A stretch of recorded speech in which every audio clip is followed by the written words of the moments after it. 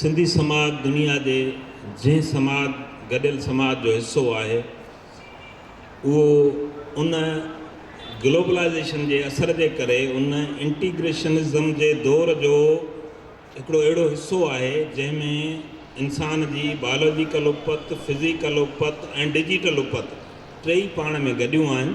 उन जे करे हिन वक़्तु तमामु घणा चैलेंजिस वधियल आहिनि। ॿोलीअ जे हवाले सां बि मुमताज़ बुखारी जी ॻाल्हि खे आउं कंटिन्यू करियां थो त जेको जदीद ख़ुदि इस्तलाह आहे उहो पोइ ते हलियो वियो आहे। हीअ उनखां तमामु घणो अॻिते वक़्तु निकिरी आयो आहे। जंहिं ॻाल्हि जो रिलेवेंस आहे उहा सभु कुझु आहे। सो हिन दौर जो जेको सिंधी अदब आहे तख़लीक़ थिए पियो, उन में जेका ॿोली इस्तेमालु थिए थी उहा ॿोली आहे जेका वाहिपे जी ॿोली आहे, जंहिंखे फंक्शनल लैंग्वेज अंग्रेज़ीअ में चइजे थो।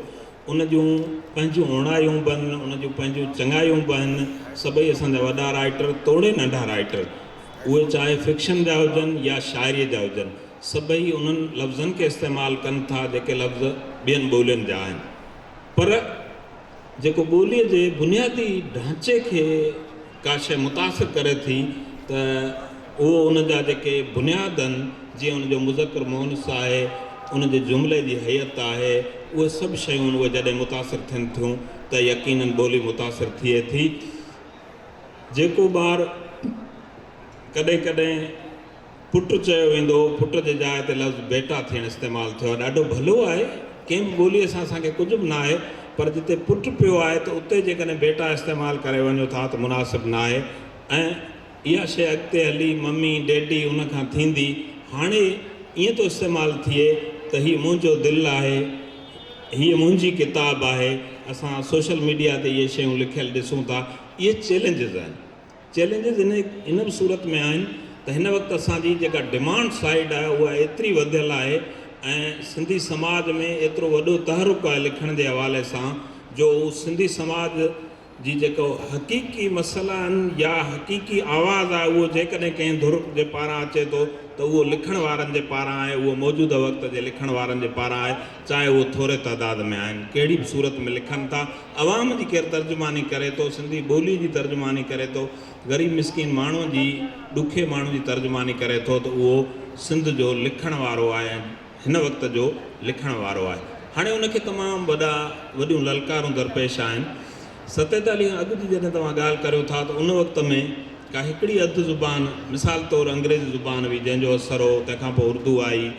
हिन वक़्तु दुनिया में एतिरियूं फ़नी लिहाज़ खां एतिरियूं ॿोलीअ में शयूं नयूं नयूं अचनि थियूं जो उन्हनि सभिनी जा तर्जुमा थियणु, उन्हनि लफ़्ज़नि जो तुज़ अचणु, उन्हनि लफ़्ज़नि खे सुजाॻीअ सां, सुचेताईअ सां इस्तेमालु करणु, इहे सभु असांजे ॿोलीअ जा जेके आहिनि से ज़रूरतूं आहिनि।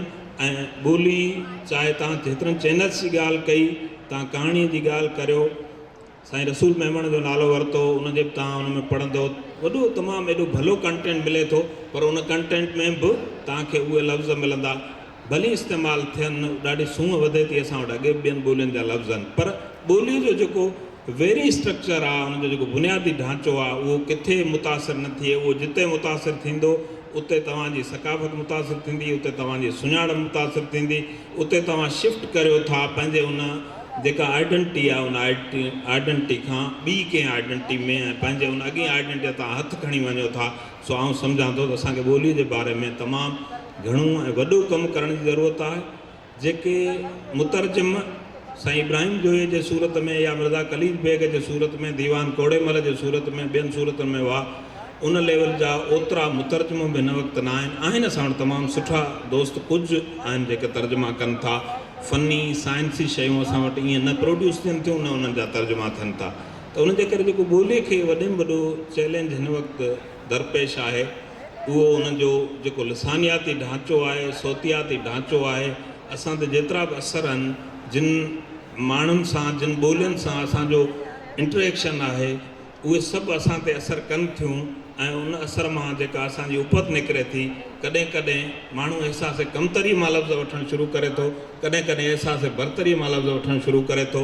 पढ़ण वारो ऐं ख़ुशूसन लिखण वारो, उन जे लाइ इहो वॾो चैलेंज आहे त हू इन कंहिं बि अहिड़े असर में न अचे। जॾहिं हू असर में ईंदो त हुनजो लफ़्ज़ लखे माण्हुनि जे दिलनि खे मुतासिर करे थो। शेख अयाज़ जॾहिं लिखे थो त पहिरियों पहिरियों लफ़्ज़ ख़ुदा जो कुन फयकून, शाइर मौसीकार मुसवर सभ में साॻियो जोश जुनून। त इन ॻाल्हि खां तमामु घणा माण्हू उत्साह वठनि था। मैडम नूरुल हुदा शाह पंहिंजे कहाणियुनि में जेके इस्तलाह लफ़्ज़ इस्तेमालु करे थी सिंध जे उन्हनि रीतियुनि रस्मुनि उन्हनि जे बारे में, त उहे 100 माण्हुनि खे मुतासिर कनि था। त असांजे लेखक खे वधि में वधि ॿोलीअ जे हवाले सां ईअं सुचेत थियणो आहे त असांजी ॿोली पंहिंजी ॿोली रहे, सभिनी ॿोलियुनि जा असर वठंदी, बिना कंहिं अहसास कमतरी ऐं अहसास बरतरी जे उहा अॻिते वधंदी वञे। ऐं इन में तमामु वॾे ख़्यालु रखण जी ज़रूरत आहे। इन खे इदारा क्वालिटी कंट्रोल खे मैनेज करे सघनि था ऐं असांजा सुठा लिखंदड़ बि इन खे मैनेज करे सघनि था। महिरबानी।